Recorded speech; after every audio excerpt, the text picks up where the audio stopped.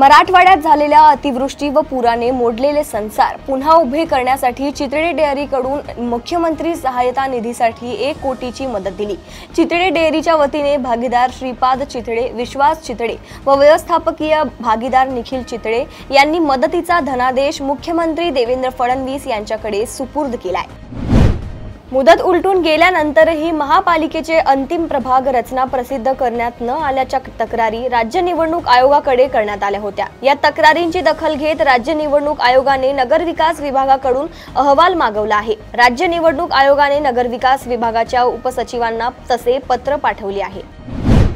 माजी मुख्यमंत्री उद्धव ठाकरे यांनी राज्यातील महायुती सरकारला मोठा इशारा दिलाय। शेतकऱ्यांची कर्जमाफी होईपर्यंत राज्य सरकारला सोडणार नाही असं उद्धव ठाकरे यांनी म्हटलंय। तसेच सरकार शेतकऱ्यांची फसवणूक करत असल्याचा आरोपही त्यांनी केला आहे। उद्धव ठाकरे हे मातोश्री या त्यांच्या निवासस्थानी कार्यकर्त्यांशी संवाद साधताना म्हणाले आहेत।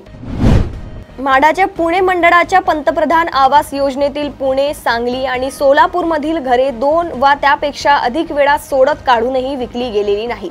या घरांची विक्री करण्यासाठी आता पुणे मंडळाने प्रथम येणाऱ्याच प्राधान्य तत्वाने ती वितरित करण्याचा निर्णय घेतला आहे। यासाठीची शुक्रवार जाहिरात प्रसिद्ध करण्यात आली। इच्छुकांना सोडतीविना आधी अर्ज करून घर खरेदी करता येणार आहे। या घरांच्या किमती 7 लाखांपासून ते 15 लाखां रुपया दरम्यान आहेत। आभासी कैद अर्थात डिजिटल अरेस्टच्या नावाखाली फसवणुकीच्या घटना वाढत आहे। मुंबईतील एका वृद्ध व्यावसायिकाला अशाच आभासी कैदेची भीती घालून 58 कोटी रुपये उकळल्याचा प्रकार समोर आला आहे। डिजिटल अरेस्टच्या नावाखाली आजवरची ही देशातील सर्वात मोठी फसवणूक आहे। या प्रकरणी महाराष्ट्र सायबर शाखेने तिघांना अटक केली आहे। या प्रकरणात आणखी आरोपींची अटक करण्यात येणार असल्याचे पोलिसांनी सांगितले। भारतीय जनता पार्टीचे नेते माजी मंत्री तथा राहुरीचे आमदार शिवाजीराव कर्डिले यांचं अल्पशा आजाराने निधन झालंय। राष्ट्रवादी काँग्रेस पार्टी शरदचंद्र पवार पक्षाचे आमदार रोहित पवार यांनी एक्सवर एक पोस्ट करून या निधनाची माहिती दिली आहे। तसेच त्यांनी कर्डिले यांना श्रद्धांजली अर्पण केली आहे। आज पहाटे त्यांचं हृदयविकाराच्या तीव्र झटक्याने निधन झालं। ते 66 वर्षांचे होते। कल्याणी नगर परिसरात घडलेल्या एका हृदयद्रावक घटनेत पाळीव कुत्र्याचा संशयास्पद मृत्यू प्रकरणी एका पेट शॉप मालकासह तिघांविरुद्ध येरवडा पोलीस ठाण्यात गुन्हा दाखल करण्यात आला आहे। या घटनेने परिसरात संतापाची लाट उसळली असून प्राणीप्रेमींनी देखील याबाबत कठोर कारवाईची मागणी केली आहे। ही घटना 28 सप्टेंबर रोजी दुपारी 3:30च्या सुमारास घडली होती। जालना औद्योगिक वसाहतीमधील पवन या स्टील कंपनीमध्ये दुर्दैवी घटना घडली। लोखंडाच्या सळ्याचा भार अंगावर पडून त्याखाली दबून एका कर्मचाऱ्याचा मृत्यू झालाय। 36 वर्षीय कामगाराचा मृत्यू झाला असून त्याचा अशात जाण्याने गावावर शोककळा पसरली आहे। गोंदिया जिल्ह्यातील आमगाव तालुक्यातील कुंभारटोली गावात काल गुरुवारी सायंकाळी एक हृदयद्रावक घटना घडली। या घटनेने संपूर्ण परिसर हळहळला आहे। फक्त पतंग आणण्यासाठी घरातून बाहेर पडलेल्या एका 9 वर्षाच्या चिमुकलीचा रेल्वेखाली चिरडून मृत्यू झालाय। कनिष्का शशिकांत मेश्राम असं या दुर्दैवी घटनेत मृत्यू झालेल्या मुलीचं नाव आहे। पुणे लोणावळा मार्गासाठी 2 महत्त्वाच्या मार्गिका, 3री आणि 4थी मार्गिका यांचा विषय महत्त्वाचा आहे। या 2 मार्गिकांसाठी खर्चाचा वाटा उचलण्याचा राज्य सरकारकडून निर्णय झाला आहे। आता या मार्गिकांचा हा विषय रेल्वे मंत्रालयाकडे आहे, त्यामुळे त्याला आता लवकरात लवकर मंजुरी मिळावी अशी मागणी रेल्वे मंत्र्यांना केली असल्याचं खासदार आणि केंद्रीय विमान सहकार राज्यमंत्री मुरलीधर मोहोळ यांनी सांगितलं आहे। सप्टेंबर 2025 मध्ये झालेल्या अतिवृष्टी आणि पुरामुळे बाधित झालेल्या सातारा, कोल्हापूर, बीड, धाराशिव, लातूर, परभणी आणि नांदेड जिल्ह्यातील 21,66,198 शेतकऱ्यांच्या 15,16,681.21 हेक्टरवरील बाधित पिकांच्या मदतीसाठी 1,356 कोटी 30,22,000 रुपयांची मदत वितरित करण्यास मान्यता देण्यात आल्याची माहिती मदत व पुनर्वसन मंत्री मकरंद जाधव पाटील यांनी दिली।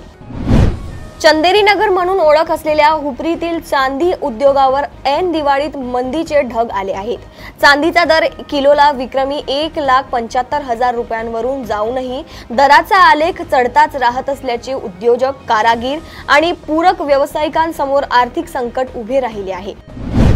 कोल्हापूरमध्ये आज एक धक्कादायक घटना घडली आहे। येथील महिला सुधार गृहामध्ये असलेल्या 6 नृत्यांगनांना सामूहिकरित्या जीवन संपवण्याचा प्रयत्न केला। या सर्व नृत्यांगनांनी आपल्या हाताच्या नसा कापून घेत जीवन संपवण्याचा प्रयत्न केला। मात्र ही घटना उघडकीस येताच प्रशासनाने धावपळ करून सर्व महिला नृत्यांगनांना तातडीने उपचारांसाठी रुग्णालयात दाखल केले। चांदूर रेल्वे शहरातील डांगरीपुरा येथील तरुणाने आपल्या विवाहित प्रेयसीचा गळा आवळून खून केला आणि नंतर तिचे प्रेत रेल्वे पुलाजवळ टाकल्याचे गुरुवारी उघड झाले। त्यापूर्वी तिने घटस्फोटाच्या केसमुळे रेल्वेखाली झोकून देत आत्महत्या केली असावी अशा तक्रारीवरून आकस्मिक मृत्यूची नोंद करण्यात आली होती। या प्रकरणी पोलिसांनी आरोपीला अटक केली आहे।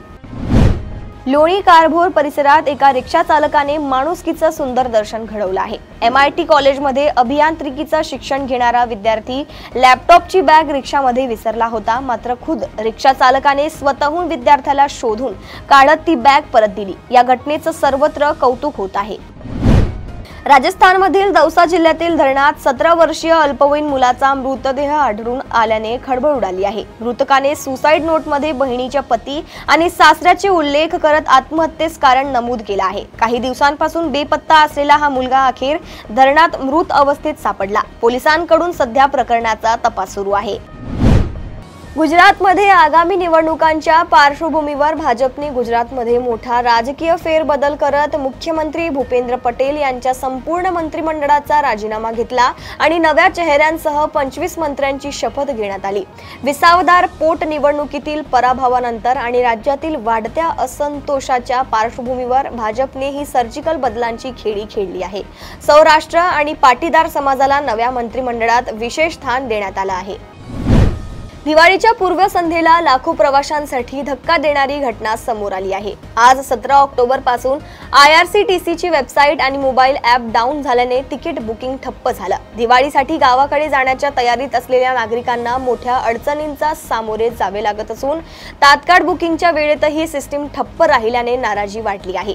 तांत्रिक बिघाडामुळे ही अडचण निर्माण झाल्याचं IRCTC कडून सांगण्यात आलं आहे। अहमदाबाद विमान अपघाताप्रकरणी न्यायालयीन चौकशीची मागणी सर्वोच्च न्यायालयात दाखल करण्यात आली आहे। मृत वैमानिक कॅप्टन सुमित सभरवाल यांचे वडील आणि वैमानिक संघटनेने माजी न्यायाधीशांच्या अध्यक्षतेखाली चौकशी व्हावी अशी मागणी केली आहे। सुनावणी दिवाळीनंतर होण्याची शक्यता आहे। बंगळुरूमधील एका अभियांत्रिकी महाविद्यालयातील एका विद्यार्थ्याने त्याच्या वर्गमैत्रिणीवर बलात्कार केलाय। आरोपी जीवन गौडा याने पीडितेला शौचालयात नेऊन हे कृत्य केले। घटनेच्या 5 दिवसांनी पीडितेने पोलिसात तक्रार दाखल केली। पोलिसांनी आरोपीला अटक केली आहे। पीडिता आणि आरोपी एकमेकांना ओळखत होते। घटनेनंतर पीडितेने तिच्यावर झालेला अत्याचार तिच्या पालकांना सांगितला, ज्यांनी नंतर पोलिसात तक्रार दाखल केला आहे। तैवानच्या हवाई संरक्षण क्षेत्रात चीनकडून लढाऊ विमाने आणि नौदल जहाजांची वाढती घुसखोरी तणाव वाढवत आहे। ताज्या घडामोडींमध्ये 23 चीनी विमाने आणि 8 नौदल जहाजे तैवानच्या एडिजमध्ये आढळून आली आहेत। दरम्यान चीनच्या आण्विक क्षमतेतील वाढ व यंत्रिक क्षेपणास्त्राचे प्रदर्शन जगभरात चिंता वाढवत आहे।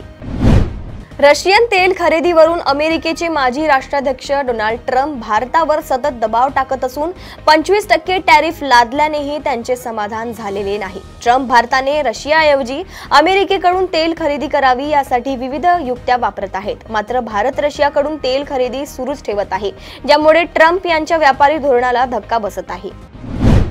2026 मधील ब्रिक्स शिखर परिषदेसाठी भारत तयारीत असताना माजी अमेरिकन राष्ट्राध्यक्ष डोनाल्ड ट्रम्प यांनी संघटनेवर पुन्हा टीका केली आहे। ट्रम्प यांनी ब्रिक्स सदस्य देशांवर अमेरिकन डॉलर कमकुवत करण्याचा आरोप करत अतिरिक्त शुल्क लादण्याचा इशारा दिला आहे। भारतावर मात्र या इशाऱ्याचा फारसा परिणाम झालेला नाही आणि देश ब्रिक्स परिषद भव्य पद्धतीने आयोजित करण्याच्या तयारीत आहे। भारताने ऑपरेशन सिंदूरच्या माध्यमातून पाकिस्तानला चांगलाच धडा शिकवला। मात्र तरीही पाकिस्तानकडून भारताविरोधात सातत्याने गरड ओकण्याचं काम अद्यापही सुरूच आहे। कधी पाकिस्तानचे लष्कर प्रमुख असीम मुनीर तर पाकिस्तानचे संरक्षण मंत्री ख्वाजा आसिफ हे भारताच्या विरोधात चिथावणीखोर वक्तव्य करत असल्याचं दिसून येत आहे। एवढंच काय तर थेट भारताला धमकवण्याचा प्रयत्नही करत आहेत। तालिबान पाकिस्तान यांच्यात गेल्या 4 दिवसांपासून सुरू असलेला संघर्ष आता थांबला आहे। दोन्ही बाजूंनी बुधवारी सायंकाळी युद्धविराम लागू केला आहे। मात्र दोन्ही देशात झालेल्या हिंसक चकमकीमुळे वैर उघडपणे समोर आले आहे। अफगाणिस्तानमध्ये युद्धबंदीनंतर जल्लोष साजरा होत आहे, तर पाकिस्तान हा धक्का पचवू शकत नाहीये।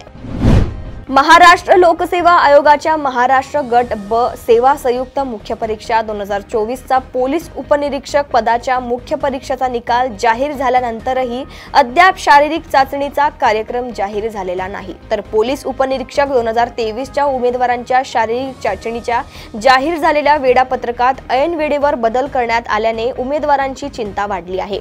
शिवाय शारीरिक चाचणीच्या तयारीसाठी उमेदवारांना खर्चाचा भुर्दंडही सहन करावा लागतोय। इंडिया पोस्ट पेमेंट्स बँकेने ग्रामीण डाक सेवक पदांसाठी भरती जाहीर केली आहे। यासाठी ऑनलाईन अर्ज IPBB वेबसाईट ipbonline.com ला भेट देऊन करावा लागेल। यासाठी अर्ज करण्याची शेवटची तारीख 29 ऑक्टोबर आहे। अधिसूचनेनुसार ग्रामीण डाक सेवकांसाठी 348 रिक्त जागा आहेत। कोणत्याही शाखेतील पदवीधर या भरतीसाठी अर्ज करू शकतात।